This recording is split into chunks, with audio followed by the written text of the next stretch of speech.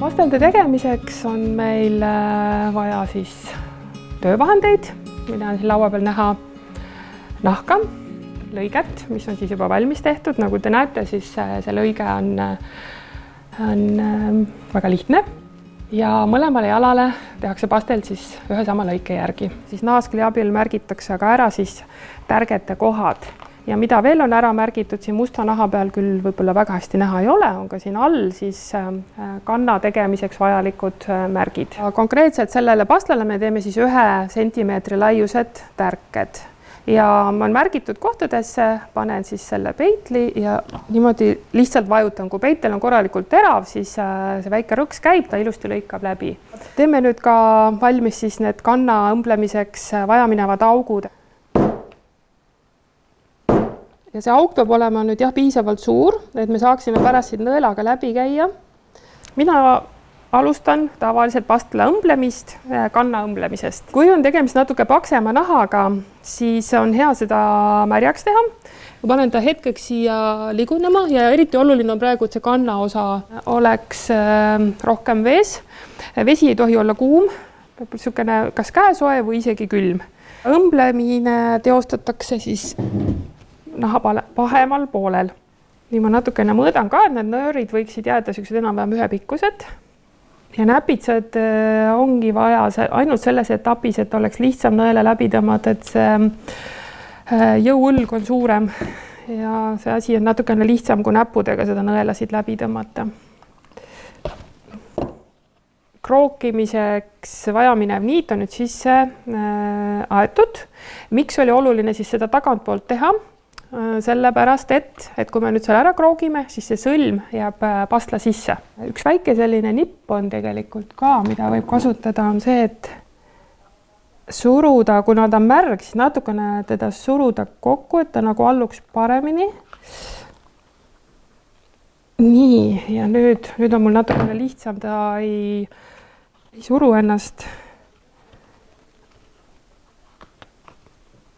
Ei suru ennast nii kergelt uuesti lahti. Selleks, et ta kanna taga pärast ei häiriks, ei oleks liiga selline punnis, selleks siis nüüd haamerdatakse see lamedaks. Nüüd ma natuke paugutan.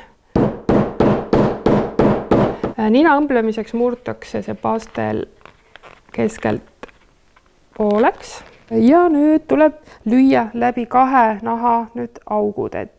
Nii. Mina hakkan õmblema siis siit nina poolt siia tipu poole. Selle mõttega, et jällegi need sõlmed ja kõik selline mitte oluline jääb siis siia nii-öelda nina otsa sisse peitu. Läheme ühe nõelaga august läbi ja tuleme teise nõelaga teise poolt august läbi. Mina olen otsustanud, et ma panen siia keeru paela. Ja selleks, et see keerupael oleks siia kergem panna, siis sellest nina õmblemise faasis oleks mõistlik panna sõlme ots siia vahele juba kinni ära. Ja teadlikult oleks nüüd hea siit ka kohe sellest paelast läbi õmmelda viimase pistega, et ta korralikult kinnituks. Kui see õmblus on tehtud, ninapealne õmblus, siis ennem ümberkeeramist on soovitav see õmblus ka haamriga maha taguda, et ta ei hakkaks jala peal ebamugavalt soonima. Ja nüüd tuleb lihtsalt julgelt seda lüüa maha see õmblus. Järgmiseks aetakse sisse läbi siis nende tärgete paelad. Väga oluline on mõõta need nöörid välja ühes tükis ja keskelt kokku murda. Sellepärast, et kui me hakkame teda nööre nüüd siia pastla sisse ajama, siis on hea, kui on olemas selline aas. See takistab kõige vähem siis nii-öelda selle nööri sisse ajamist ja siit on väga lihtne panna nüüd läbi üks selline traadist kokku murtud nii-öelda hark. Sellisel pastlatüübil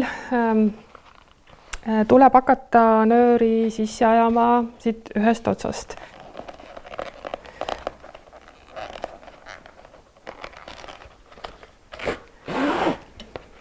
Pannakse siit ühest tärkest veel nöör läbi, et siis nagu paremini see jääb ümber jala kinni. siin tuleb natuke vaadata ka iga jala järgi, et kus siis see läbi tõmmata.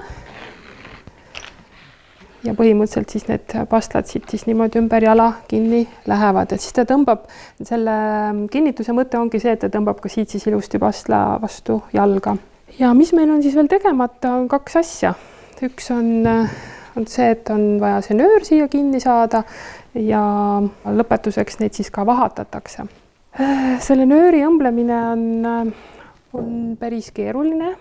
Ma alustan siit pealt poolt ja mitte väga siit lähedalt, sest siit on juba nii korralikult õmmeldud, siis ma panen ta siit kuskilt nüüd niidi sisse. Ta läheb ilusti siia lõnga sisse, läheb peitu. Ja see on nüüd see koht, kus on vaja sõrmkübarat kasutada, sest et muidu neid... Ja siis ma lihtsalt siit õmbluste vahelt lükkan nõela läbi. Et nagu te näete, siis see samm on päris pikk. Piisab, kui mingist 2-3 kohast ära kinnitatud see pahel siia. Ja see on kindlasti siit üle nööri, et kui vaadata siit ka seda ajaloolist pastelt, siis siin on näha ka, kuidas ta tegelikult tuleb ikkagi siit nööride pealt. Et sellepärast tulebki ennem ikkagi see nöör sisse ajada ja alles siis panna see pahel siia peale. Vahatada saab ainult kuiva nahka. Tuleb aga julgelt võtta ja hakata seda julgelt siia nii-öelda sisse hõõruma. See teeb pastlad vee suhtes vastupidavamaks ja kergemini hooldatavamaks. Ja tegelikult see on protsess, mida võib siis ka aeg-ajalt teha hiljem, kui need pastad juba ka kantakse, nii nagu jalanõusidki, et kohati võiks need niimoodi siis vahatada. Et siin on ilusti näha, kuidas siis see sidumine ka käib.